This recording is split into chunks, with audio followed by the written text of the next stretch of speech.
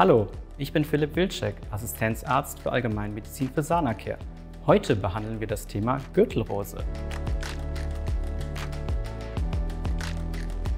Die Gürtelrose, auch Herpes zoster genannt, ist eine Infektionskrankheit, die durch dasselbe Virus ausgelöst wird wie die Windpocken, das sogenannte Varicella-Zoster-Virus.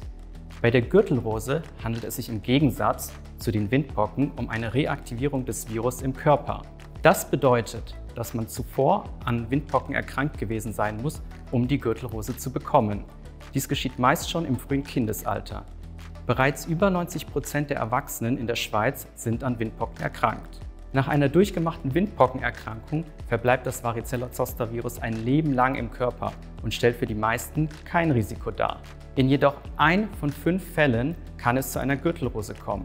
Besonders gefährdet sind hier ältere Personen und Immungeschwächte, sei es durch eine Erkrankung oder durch starken Stress. In der zweiten Phase kommt es zum typischen streifenförmigen Hautausschlag mit Rötung, gefolgt von Bläschen und Pusteln, die nach 7 bis 10 Tagen verkrusten und schließlich abheilen. Der Hautausschlag beschränkt sich meist auf ein Hautareal auf einer Körperseite, dem sogenannten Dermatom. Die Ansteckung erfolgt über die Bläschenflüssigkeit und kann bis zu 7 Tage nach Verkrusten der letzten Bläschen andauern. Menschen, die noch nicht an Windpocken erkrankt sind hier besonders gefährdet.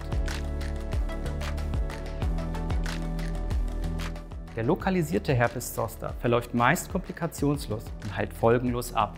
In seltenen Fällen kann es zu schweren Verlaufsformen mit generalisiertem Herpes zoster, Augenbeteiligung oder Ohrenbeteiligung mit Gesichtsnervenlähmung kommen. Eine dennoch häufige Komplikation, vor allem bei älteren Personen und Immungeschwächten, stellen die sogenannten Post-Zoster-Neuralgien dar, ein Schmerzsyndrom, was noch nach 30 Tagen nach Krankheitsbeginn anhält. Entsprechend ist eine frühzeitige und adäquate Therapie wichtig. Hierzu gehören einerseits eine antivirale Therapie, möglichst innerhalb von 72 Stunden nach Krankheitsbeginn, schmerzlindernde Medikamente und nicht zu guter Letzt Salben oder Tinkturen, die das Verkrusten der Bläschen unterstützen. Präventiv kann eine Impfung vor dem Ausbruch der Gürtelrose und ihren unangenehmen Begleiterscheinungen schützen. Wir hoffen, Sie fanden diese Folge lehrreich und spannend. Lassen Sie es uns wissen, indem Sie dieses Video bewerten.